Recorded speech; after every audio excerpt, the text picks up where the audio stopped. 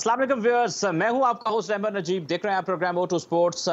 बहुत ज़्यादा खबरें पिछले एक माह से गर्दिश में हैं और ख़ासतौर पर पाकिस्तान सुपर लीग के हवाले से बड़ी चहमगोइयाँ रहीं, बहुत बात हुई, बड़ी रिपोर्टिंग हुई, बड़ी बड़ी यानी कि आसराइयाँ हुई और आप ये कह सकते हैं कि बहुत ज़्यादा हल्कों से मुख्तलिफ बात और खदशात बहुत ज़्यादा थे, क्योंकि शायद जितनी ज़्यादा कशमकश का शिकार ये पाकिस्तान सुपर लीग के जो बकिया मैचेस ये जो हिस्सा रहा है, इससे पहले मैं तस्करा कर रहा था कि शायद PSL 1 में भी इतना ज़्यादा मसले मसाइल नहीं रहे हैं, जिसमें सबसे पहले आपको नए सिरे से चीज़ें शुरू करनी होती हैं। आज का मेन जो टॉपिक हमारा है वो PSL को तो इजाज़त मिल गई, सब मामला जो रुकावटें थी बिल आखिर हल हो गए, लेकिन ये बीच में जो इतने मसाइल आए ये किस तरह से हल हुए, कहाँ कहाँ पाकिस्तान क्रिकेट बोर्ड बेहतर कर सकता था और कहाँ क्या कुछ हुआ, क्या बिल्कुल दुरुस्त इस हवाले से क्या सराहियाँ हुई या इसमें कुछ और भी जो है वजूहात थी, इस पे तमाम मामला पे हम नज़र डालेंगे, कुछ और डिस्कशंस भी करेंगे। हमारे साथ मौजूद हैं बहुत सारे हमारे एक्सपर्ट्स जो कि हमारे साथ हमेशा प्रोग्राम में शामिल रहते हैं, उनको भी हम तारुफ कराएंगे। तो जनाब हमारे साथ मैं तारुफ कराता चलो अपने गेस्ट का। हमारे साथ प्रोग्राम में मौजूद हैं अरसलान नवाज शिराजी, ये बहुत सीनियर प्रोड्यूसर भी हैं, स्पोर्ट्स जर्नलिस्ट भी हैं और खेलों के हवाले से बड़े मुतहर्रिक रहते हैं। और इसके साथ हमारे साथ अली जाफर मौजूद हैं, ये भी क्रिकेट एक्सपर्ट हैं, बहुत ही ज़बरदस्त सेरासल गुफ्तगू करते हैं खेलों के ऊपर। और साथ में हमारे पास बड़े ज़बरदस्त और बहुत ही चाको चौबंद और कहते हैं बाखबर स्पोर्ट्स जर्नलिस्ट अंस भी मौजूद हैं। हम सारे मेहमानों को खुशामदीद कहेंगे। अस्सलाम वालेकुम। जी वालेकुम सलाम, थैंक यू अहमद, जज़ाकल्लाह। अच्छा जी, हम थोड़ा सा बात को शुरू करते हैं। मैं पहला सवाल करूंगा अली जाफर से। अली ये बताएं कि पाकिस्तान सुपर लीग में जितने धचके या जितने मोड़ इस PSL में आए, मैं पहले भी तस्करा कर रहा था कि शायद पहली PSL में इतने धचके नहीं आए होंगे। गो के पहली PSL, हमेशा कोई भी इवेंट पहली बार मुनक्किद कराना सबसे मुश्किल होता है। आपको क्या लगता है कि क्या PCB के जो मुख्तलिफ डिपार्टमेंट्स में काम करने वाले लोग हैं वो क्या उनके होमवर्क इतना अच्छा नहीं था इस मरतबा, क्योंकि बहुत ज्यादा प्रॉब्लम्स आए इस मरतबा?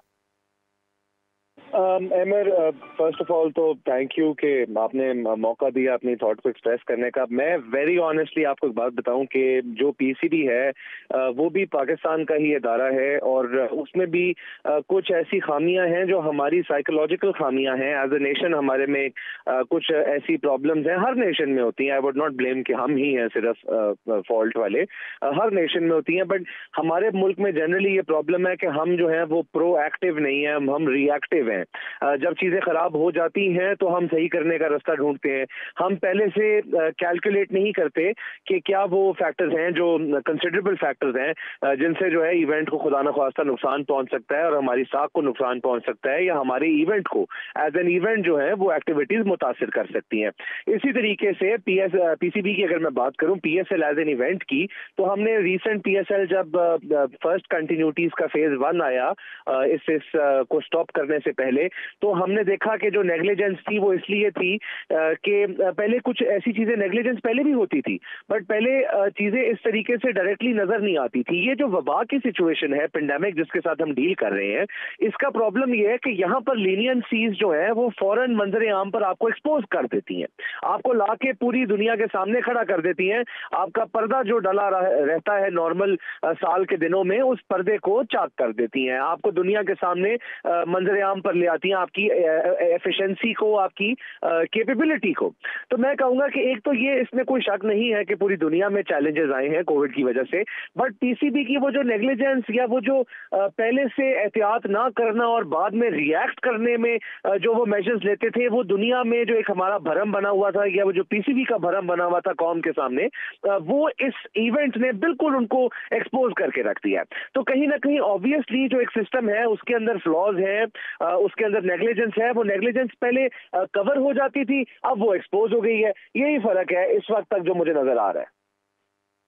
बिल्कुल ठीक है। अच्छा, मैं अंश की तरफ चलूंगा। अंश, क्योंकि इस हवाले से इन्होंने काफी ज्यादा इनके पास मालूमात भी है इस सारे मामले की और बहुत बारीकी से इसको जानते भी। अंश, मैं सवाल में यही पूछूंगा आपसे कि आप मुझे ये बताएं कि एक तो ये कि आपके ख्याल में पाकिस्तान क्रिकेट बोर्ड से कहाँ कमी या कोताही रह गई इस सारे मामले में, जहाँ पे प्लेयर्स के वीजा इशू से लेकर के बाकी सारे मामलात में हमें मसाइल का सामना करना पड़ा। और दूसरी बात ये कि सरफराज अहमद समेत कुछ खिलाड़ियों को, जैसे आपको मालूम है कि एयरपोर्ट से वापस भेजा गया, तो जो ये मुतालिका आदमी इस मामलात को देख रहा था, क्या वो इतना बाखबर नहीं था कि आपके प्लेयर्स के ये अभी पूरे मामलात क्लियर नहीं हुए और आपने प्लेयर्स को जो है वो भेज दिया एयरपोर्ट? अहमद, सबसे पहले तो एक तो अच्छी चीज ये है कि चले पाकिस्तान सुपर लीग होने जा रही है, टूर्नामेंट शुरू होने का, सारी एक्टिविटीज शुरू हो गई हैं। आज प्रैक्टिस मैच भी है, प्रैक्टिस भी कर रहे हैं 2 दिन से, और शेड्यूल का ऐलान भी हो गया है। लेकिन जैसे आपने बात की है, जो खामियां क्या थी, खामियां तो पहले दिन से ही थी। हम जब आपने टूर्नामेंट करवाने का ऐलान कर दिया, जिन शराइत पे कर दिया, तो मतलब कि हर कदम पे जो है वो एक मुश्किल थी, हर कदम पे मुश्किल। अगर ख्वाह वो वीजों की शक्ल में हो, ख्वाह वो प्लेयरों के वहां पे जाने की हो, इंडियन का इशू हो, साउथ अफ्रीकन का वहां पे आने का इशू हो, तो ये तमाम इश्यूज थे। कोई इसमें अच्छी चीज नहीं थी जिसमें मैं कहूँ यार ये वाली प्रिपरेशन बड़ी अच्छी थी और ये वाली जो है वो उसमें थोड़ी सी कमी थी, इसको ठीक करती। ये सारे इश्यूज थे और इन इश्यूज को देखकर जो है वो इन्होंने एक स्टेप ले जरूर लिया। लेकिन इनको भी अल्लाह का शुक्र अदा करना चाहिए कि इन्होंने ये टूर्नामेंट अब करवाने जा रहे हैं। अब अल्लाह खैर करे कि ये टूर्नामेंट हो जाए, सारी चीजें अब जो जिस तरह शेड्यूल, जिस तरह प्लान किया हुआ है उस तरह हो जाए। लेकिन बहुत ही मतलब कि मैं कह सकता हूँ कि होमवर्क ही नहीं किया था। होमवर्क होता है, आपने होमवर्क करना होता है, यार ये चीज हमने करवानी है, हमारे पास ये चीज है, हमारे पास ये चीज नहीं है। इनके पास तो कुछ था ही नहीं। यहाँ से 7 बंदे जाके वो अबू धाबी, वो दुबई बैठ गए थे जाके, और वहां से मीटिंगें चल रही थी जी, वो हला हो गई थी, लीक हो गई, इजाजत मिल गई। फिर बाद में देखा जी वो तो पेपर वर्क पे कुछ चीजें हैं ही नहीं है। वो जब उन्होंने रिटर्न दिया तो उन्होंने कहा ये चीजें भी नहीं है। तो खैर काफी ज्यादा इश्यूज थे, पता नहीं किस तरह रिजॉल्व किए हैं इन्होंने, गवर्नमेंट को इन्वॉल्व किया है। मतलब मैं तो कुछ कहूंगा कि उन्होंने अपनी मर्जी की है, मतलब कि यूएई ने, गवर्नमेंट ने अपनी एक एक बात मनवाई है, अपनी तमाम शराइत मनवाई हैं, और उसके उन्होंने इनकी नहीं एक सुनी।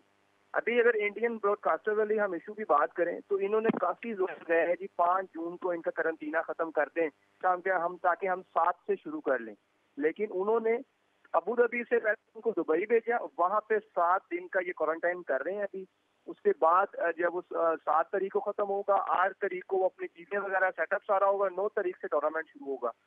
इतने ब्लंडर की अब किसकी हम बात करें। लेकिन खैर जब चीजें हो जाती हैं, शेड्यूल अनाउंस हो जाता है, टूर्नामेंट शुरू हो जाता है, फिर लोग भूल जाते हैं कि क्या था क्या नहीं था। लेकिन अच्छी चीज है कि अब टूर्नामेंट होने जा रहा है। सरफराज अहमद की आपने बात की है, तो जो वीजों वाला इशू है, जितना मैंने पहले डिस्कस किया है कि इतनी एम्बेरसमेंट अभी कुछ माह बाद वहाँ पे आईपीएल होगी, तो आप देख लीजिएगा वहाँ पे क्या होता है। और यहाँ पे पीएसएल जिस तरह करवाई है, तो आपको खुद ही एक वाज़ेह फर्क नजर आएगा। ये छोटे छोटे इश्यूज हैं, ये वीजे नहीं दिए। अभी भी हमारे कुछ 3 प्लेयर अभी तक पाकिस्तान में हैं, उनको अभी तक वीजा नहीं मिला। तो यूएई का वीजा तो एक आम शख्स को वैसे मजाक से मिल जाता है, कोई इतनी बड़ी बात नहीं है। लेकिन उन्होंने वीजों में इतनी हमारे साथ एम्बेरसमेंट की है, क्रिकेट बोर्ड इतना कमजोर है, इन्होंने इतना कमजोर मौक़िफ़ पेश किया आगे कि हम डट के बात भी नहीं कर सकते हैं। खैर जो तमाम इश्यूज थे वो वीजे होते गए, चले गए। और लेकिन जो सरफराज अहमद का इशू है, वो सरफराज का तो अकामे का इशू था। सरफराज अहमद के पास जो है वो 4 साल का बिजनेस वीजा था, वो मार्च में खत्म हुआ है अभी रवा साल, तो उसको उन्होंने कैंसिल करवाना था और उसको कैंसिल होना था, क्योंकि आपका जो प्रोसीजर होता है उसने पहले आपको आज़ाद करना होता है, उसके बाद आप जो है दूसरा को वीजा ले सकते हैं। तो यही हुआ, उन्होंने पहले उसको कैंसिल करवाया और उसके बाद जो है सरफराज अहमद पहुंच गए। लेकिन पूछने वाली बात यह है कि जब उनके पास वीजा था ही नहीं, एक्सपायर्ड वीजे के साथ उनको एयरपोर्ट पे भेज दिया गया। तो साबिक कप्तान है, पाकिस्तान की शान है, तो उनके साथ ऐसा रवैया अख्तियार किया गया। लेकिन अब वही बातें कि अब चले जी जिस तरह है कर करा के टूर्नामेंट शुरू हो जाए सही, तो सारी चीजें भी लोग इस तरह फिर मजीद भूलते जाएंगे। लेकिन अगर एक ब्लंडर होगा तो चले बंदा कहता है कोई बात नहीं। लेकिन अब तो एक जिस तरह नजम सेठी ने कहा है ना कि जो कोताहियों की और नलायकियों की लंबी लाइन लगी हुई है पीएसएल 6 में, तो उस बात में सच्चाई है, उसमें कोई झूठ बात नहीं है। लेकिन वही बातें हैं, जब टूर्नामेंट शुरू होगा तो देखेंगे। और बाकी जितने आप एक्साइटेड हैं, हम एक्साइटेड हूँ, उससे हमारे फैंस सब एक्साइटेड हैं फाइनली कि पाकिस्तान का ब्रांड, पाकिस्तान का टूर्नामेंट 9 जून से शुरू होगा और सीटी भी बजेगी और सारी चीजें होंगी। बिल्कुल ठीक है अंश, आपने बड़ी तफसील से इस पे बात की है।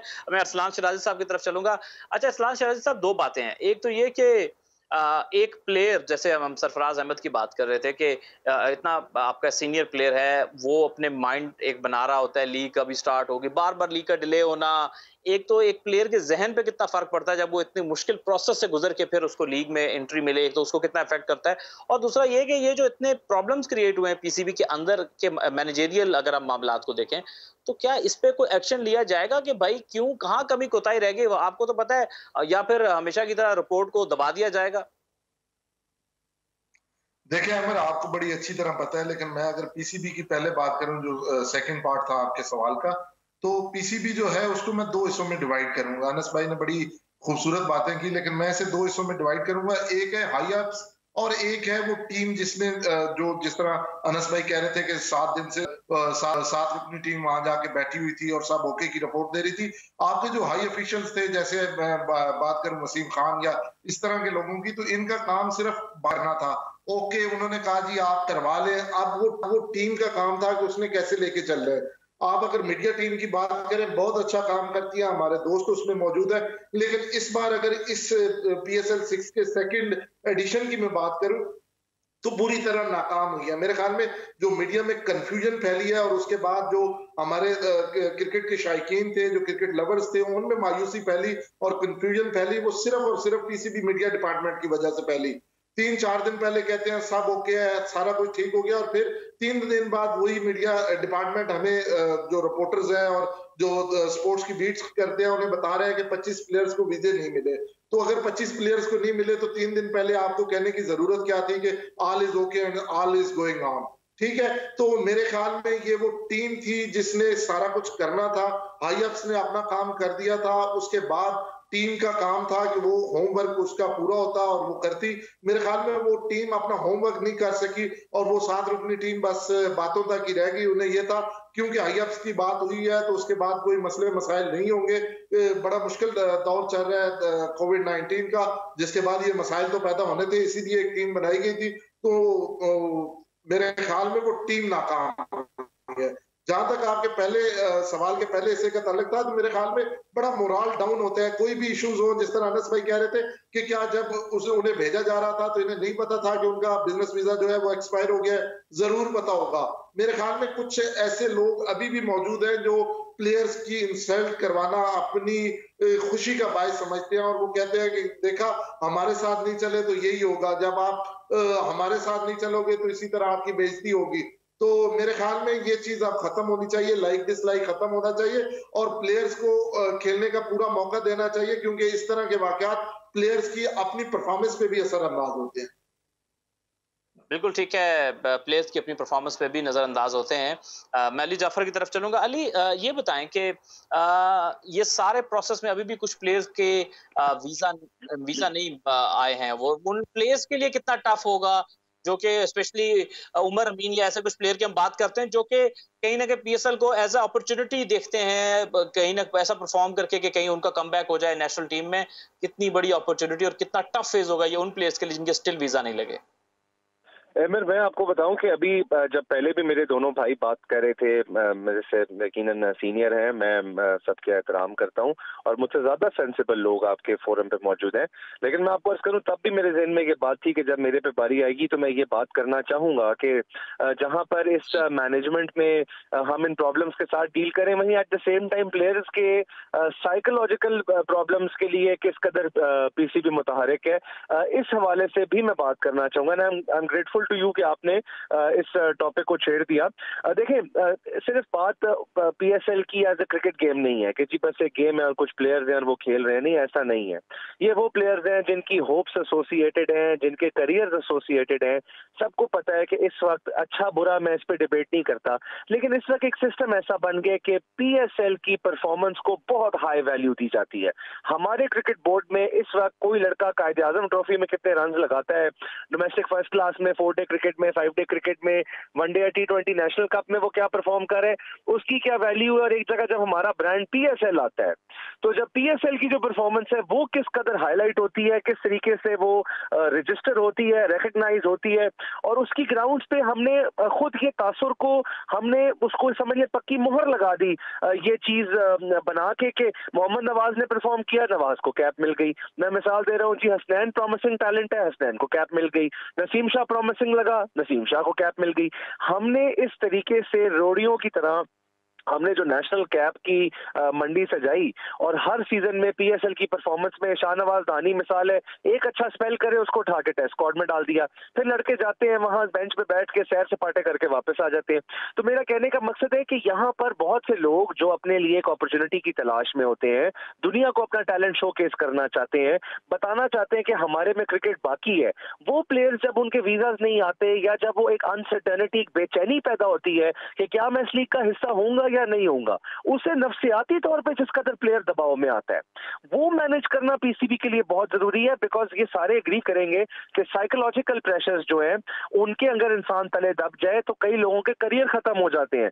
और ये जो मेंटल स्ट्रेस मैनेजमेंट है, इसको पाकिस्तान में चाहे उतनी तवक्को से उस किस्म की जिस तरह की मेरी तवक्को है, उस कदर उसको वैल्यू नहीं दी जाती, लेकिन पूरी दुनिया भर में साइकोलॉजिकल मैटर्स को बहुत सीरियसली लिया जाता है।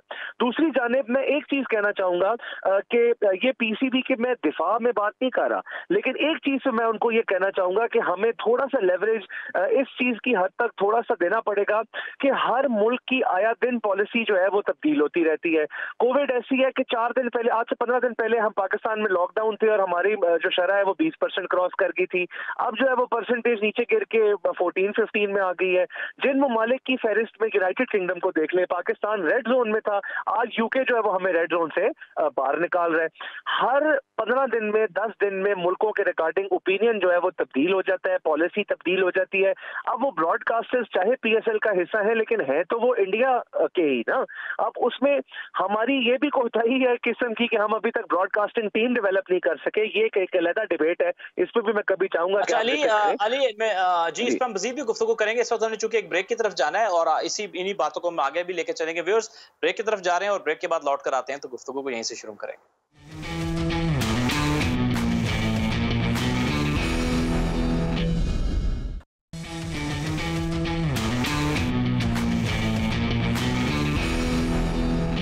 जी जनाब, वेलकम बैक। प्रोग्राम आप देख रहे हैं O2 स्पोर्ट्स में, हूँ आपका मेजबान अहमद नजीब। अंस की तरफ चलते हैं।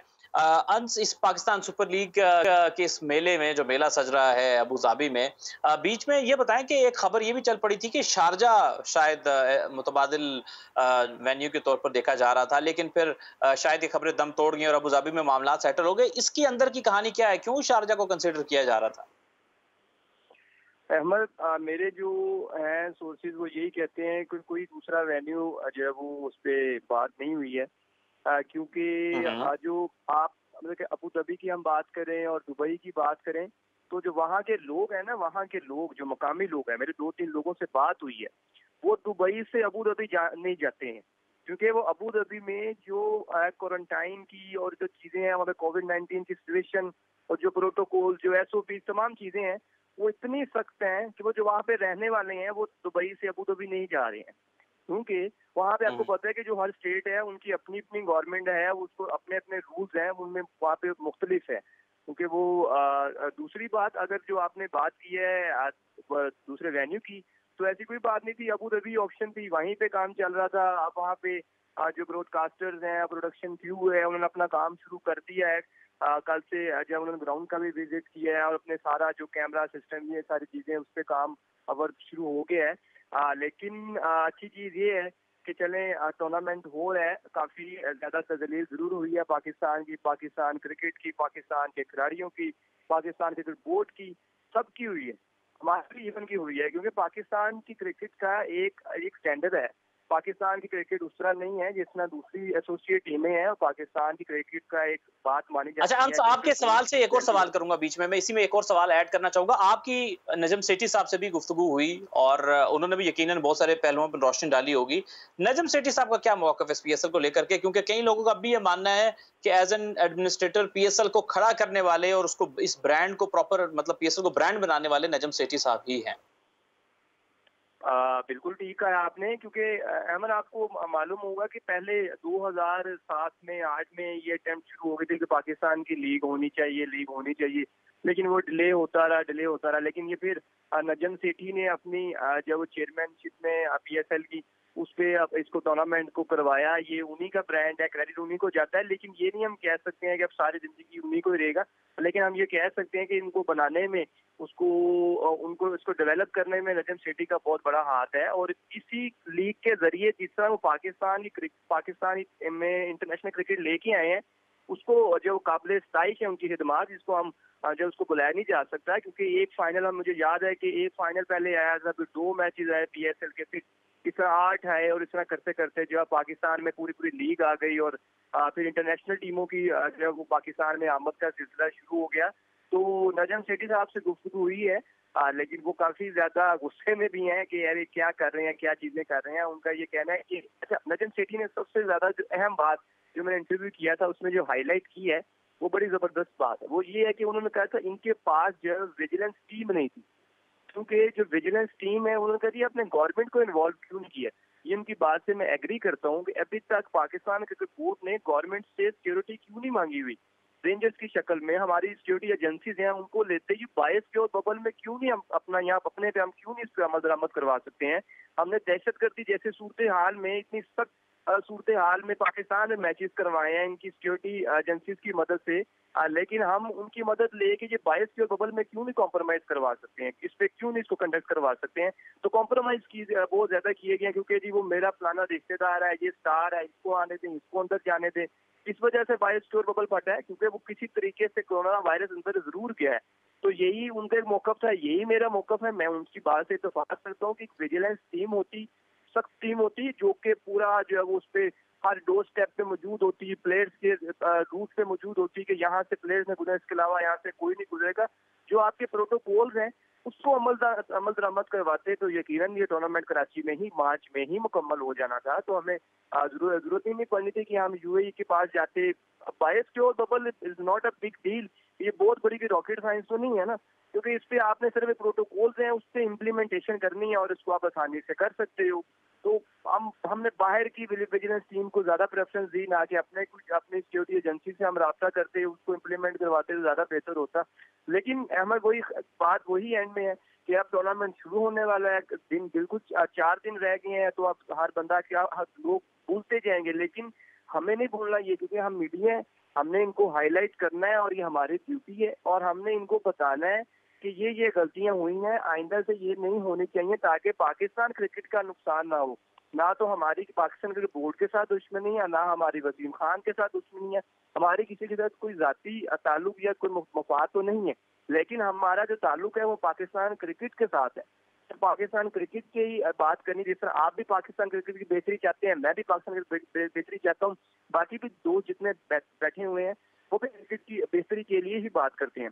तो टूर्नामेंट हो जाए, लेकिन हमें जो चीजें हुई हैं, जिनको गलतियां हुई हैं, इसको ओवरकम करना चाहिए और नेक्स्ट अपना बायस और बबल इतना स्ट्रॉन्ग हो, इतने मजबूत हम हो कि आइंदा सीजन पाकिस्तान में ही है।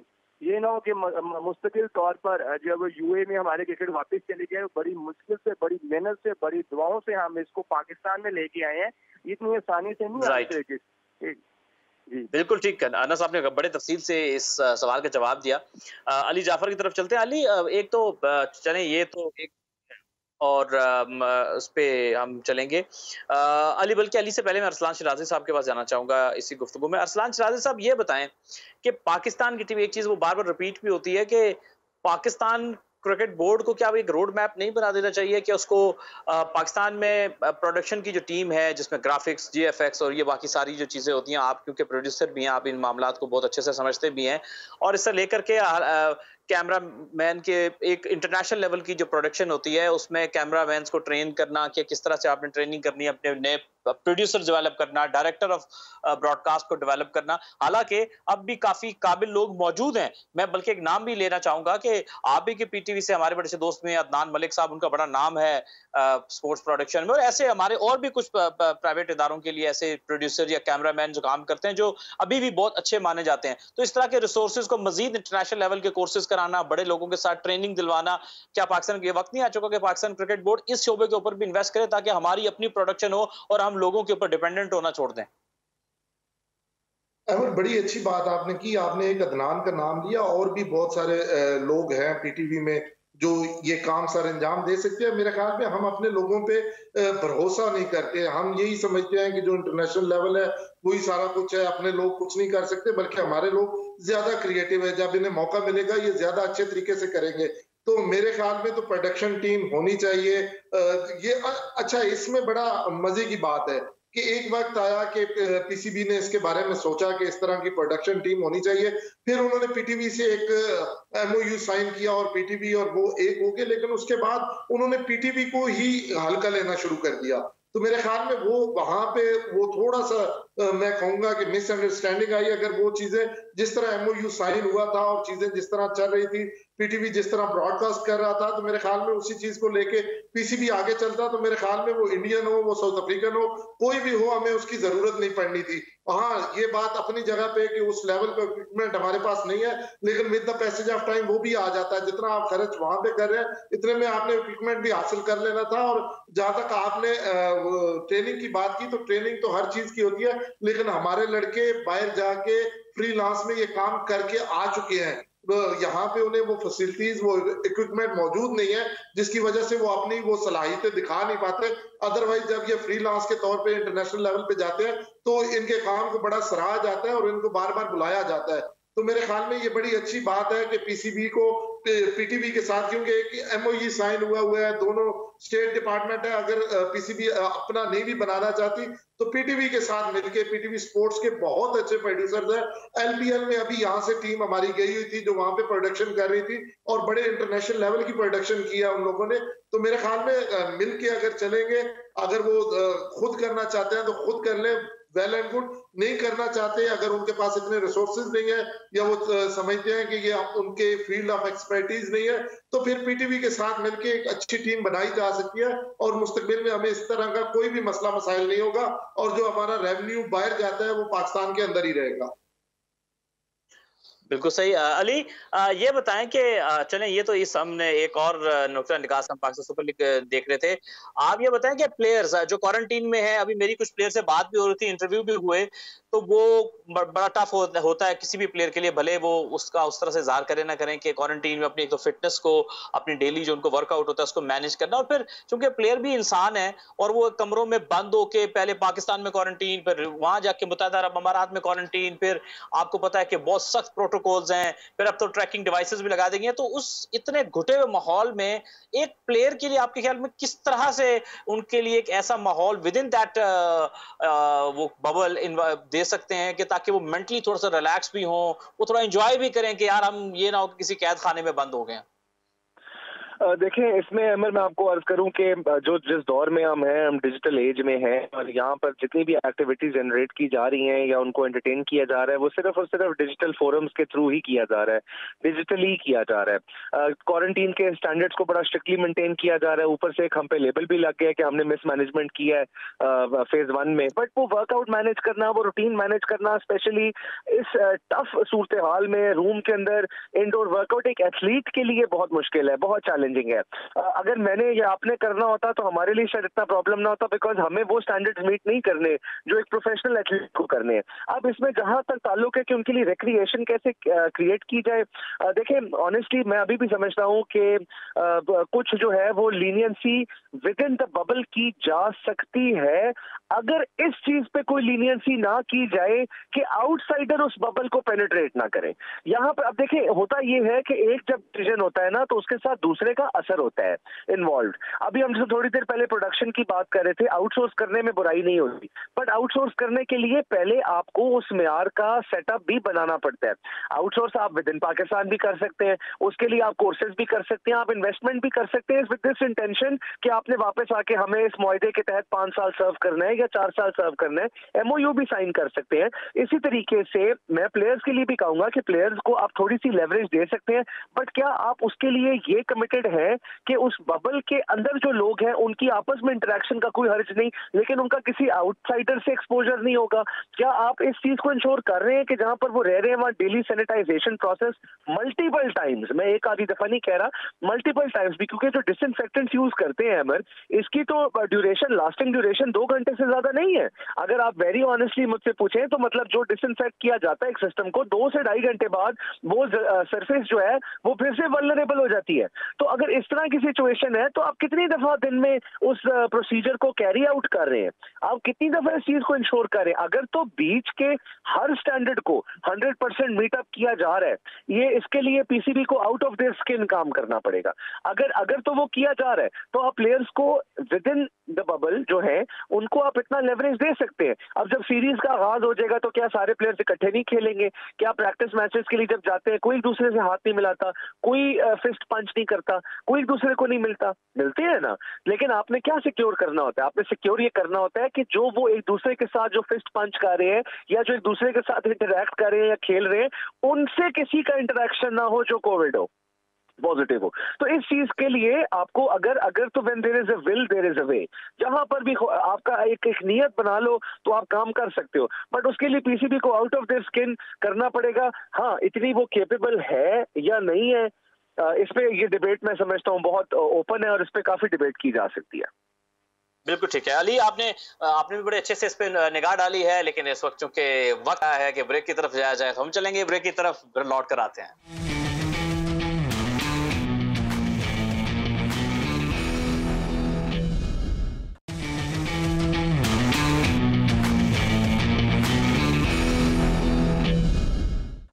Pakistan super league Abu Dhabi में होने जा रही है और आप व्यूअर्स, आपको पता होगा बहुत सारे दोस्तों को, जैसे कि 9 जून से इस लीग का स्टार्ट हो रहा है और 24 जून तक ये लीग जारी रहेगी अबू धाबी में। अब एक पुरानी यादें लेकर आ रही है लीग के, जहां पे मुत्तहिदा अरब अमारात में ये लीग हुआ करती थी और अब फिर से एक गैर मामूली हालात चूंकि पूरी दुनिया में पैदा हो गए कोविड-19 की वजह से, और अब ये लीग फिर से वो अपने पुराने वेन्यू के ऊपर लौट आई है। हो सकता है कि ये लीग जिस तरह से अभी उसका वेन्यू तब्दील हुआ है, कुछ टीमें जिनके हो सकता है उन पर किस्मत की देवी मेहरबान हो जाए और जो हारने से वो जीतने की तरफ सफर तय करें। मैं इसी में जरा अरसलान शिराजी साहब से एक सवाल करना चाहूंगा इस हवाले से मुनीस मुनासबत से कि अरसलान, कोयटा ग्लैडिएटर्स की टीम काफी ज्यादा मुतहरिक भी है। अच्छी बात यह कि उनके जो कप्तान है सरफराज अहमद, उनके हवाले से पहले बड़ी परेशानी थी कि उनका वीजा नहीं लग पा रहा था, और जिसकी कुछ तफसीलात अंस ने भी हमारे साथ प्रोग्राम में शेयर की। अब वो पहुंच चुके हैं, प्रैक्टिस सेशन में भी वो हिस्सा ले रहे हैं और स्पिनर्स के हवाले से, उनको इस्तेमाल करने के हवाले से कोयटा काफी मारूफ है मुत्तहिदा अरब अमारात में। क्या किस्मत पलटा खा सकती है कोयटा के लिए? देखिए, किस्मत पलटा तो खा सकती है, लेकिन उनके पास मार्जिन ऑफ एरर बिल्कुल खत्म हो गया है कि कहीं भी मैच हारेंगे तो उनके लिए ये टूर्नामेंट बंद हो जाएगा। जहां तक आपने बात स्पिनर्स की तो पहले जो हमारे पीएसएल के पहले सीजन्स थे उसमें यही एक फैक्टर था कि जब यूएई में मैचेस होते थे तो वहां पे वो स्पिनर्स बड़े अच्छे तरीके से खेलते थे और कोयटा की मेरे ख्याल में जो पूरी स्ट्रेंथ रही है पहले 3-4 जो सीजन थे वो स्पिन बॉलिंग ही थी और उसी की वजह से वो दूसरी टीमों को पकड़ लेते थे उन पिचेस पे। लेकिन जैसी पाकिस्तान में आई तो बड़ा मुश्किल हो गया कोयटा के लिए, और आपके सामने है कि कोयटा की परफॉर्मेंस पाकिस्तान में लो से लो होती होती अब ये हालात आ गए थे कि इस सीजन का, छठे सीजन का कोयटा ग्लैडिएटर लाहौर कलंदर बना हुआ है। जिस तरह लाहौर कलंदर पहले सीजन में था, वो अब कोयटा ग्लैडिएटर की सेम वही परफॉर्मेंस थी। तो मेरे ख्याल में तो बड़ा मुश्किल होगा कोयटा ग्लैडिएटर के लिए कि इस तरह कंटिन्यूसली परफॉर्म करना, लेकिन फिर भी लड़ाना जानते हैं जो हमारे स्किपर हैं कोयटा ग्लैडिएटर के सरफराज अहमद, उन्हें पता है कि मैंने स्पिन बॉलिंग से कैसे स्पिनर्स को कैसे खिलाना है। और मैं तो कभी कभी कहता हूं कि वो स्पिन के बहुत अच्छे कैप्टन है। फास्ट बॉलिंग उनको लिए मुश्किल होती है, उसके कैसे चेंजिंग्स लेके आनी है, क्या करनी है। तो मेरे ख्याल में, मेरे अकॉर्डिंग टू माई थिंकिंग, वो बहुत अच्छे कैप्टन है स्पिन के, और अभी उनकी मर्जी की विकेट्स भी होंगी, तो लेट्स सी कि वो कुछ चमत्कार कर सकते हैं या नहीं। अली, मुत्तहदा अरब अमारात में आप जैसे आप जानते हैं कि इस वक्त तो गर्मी जो है या सूरज जो है वो अपने आबोताब पर होता है, अपने जोबन पे होता है। इस सारे सिनेरियो में प्लेयर से परफॉर्मेंस निकलवाना, प्लेयर का अपने फिटनेस लेवल को मेंटेन करना कितना बड़ा चैलेंज होगा तमाम फ्रेंचाइजेस के लिए। मैं आपसे अमर एक अर्ज करूं कि मैं ये अभी यही सोच रहा था, और मैं बड़ा ड्रेड भी कर रहा था इस चीज को, कि इस सीजन मुझे लगता है पर्सनली कि बहुत ज्यादा प्रॉब्लम होगी स्क्वाड्स में। तमाम फ्रेंचाइजेस, कोई किसी एक टीम की बात नहीं है, तमाम फ्रेंचाइजेस को बहुत ट्रबल होगा। और उसकी बहुत बड़ी वजह यही होगी कि एक तो हॉट समर्स, मतलब मैंने यूएई में बहुत सारे मतलब मैचेस देखे हैं, अबू धाबी में, दुबई में। मैं जितना वहाँ टाइम गुजरा है, मतलब इट इज वेरी डिफिकल्ट। बल्कि आप क्राउड का भी ट्रेंड नोट करते हैं कि अमूमन शाम को जो है वो टर्न आउट आता था जब आबाद ग्राउंड होते थे, तब भी उन दिनों में। अब तो खैर कोविड की वजह से ऑब्वियसली रिस्ट्रिक्शंस हैं, लेकिन कहने का मेरा मकसद ये है कि जब इतना चैलेंजिंग वेदर हो और फिर पीछे से आपकी तैयारी उतनी ना हो। तैयारी से मुराद है, प्लेयर्स को मैं ब्लेम नहीं कर रहा, मैंने ऐसे तैयारी, उसका मकसद ये है कि आप क्वारंटीन करते हुए आ रहे हो, आप कमरों में पाबंद होते हुए आ रहे हो, आप उस तरीके से अपने आप को फ्रीली एक्सप्रेस ना कर सके हो, न्यूट्रिशन उस तरीके से आपको बिल्कुल गाइडलाइंस दी जा रही होंगी। अब असल में की रोल ये आएगा कि ये पर्सनल लेवल पे प्लेयर कमिटमेंट बड़ी मैटर करेगी हमें। बिकॉज जो प्लेयर अपने साथ कमिटेड होगा, जिसको ये पता होगा कि मैंने आगे ये चैलेंज फेस करना है, और पीएसएल बड़ी बैक टू बैक मैचेस होते हैं और बड़ा एक एग्रेसिव स्केड्यूल है, तो अगर उसमें कोई प्लेयर ये समझ लेगा, ये बात को अंडरस्टैंड कर लेगा कि अगर मैं खेलना चाहता हूं तो ये क्वारंटीन डेज को जो बेस्ट फॉर्म में यूटिलाइज करेगा, अपनी डाइट के एस्पेक्ट से, अपनी क्रैम्पिंग को ख्याल रखने, अपनी हाइड्रेशन लेवल ठीक रखने के लिए, जिसको पता होगा मैंने किस अमाउंट में लिक्विड इनटेक करनी है, डाइट प्लान जो अच्छे तरीके से फॉलो करेगा, वो इसमें कामयाब हो जाएगा। जो नॉर्मल लेगा या फॉर ग्रांटेड लेगा, तो तीसरे दिन चौथे दिन आपको आहिस्ता आहिस्ता जो है वो इंजरीज या क्रैम्पिंग नजर आनी शुरू हो जाएंगी। ऊपर से एक ऑलरेडी क्वारंटीन की वजह से स्क्वाड इश्यूज है, कुछ प्लेयर्स के इश्यूज हैं, उसके अलावा जिनको क्लियरेंसेज मिली है उसमें भी अब ये कुछ जो है वो बाद में ज्वाइन करने वाले जो प्लेयर्स, उनको भी क्वारंटीन इश्यूज है। सो कहने का मकसद है कि ओवरऑल अगर आप देखें जनरली, तो मैं समझता हूं कि बहुत बड़ा चैलेंज होना है। और एक इसमें वो बात मैं ऐड करूंगा कि जहां ऐसी सिचुएशन आती है या जहां ऐसे चैलेंजेस आते हैं, वहां कहीं ना कहीं किसी एक आधे प्लेयर को अपॉर्चुनिटी मिल जाती है अपने आप को दुनिया भर में रजिस्टर कराने की।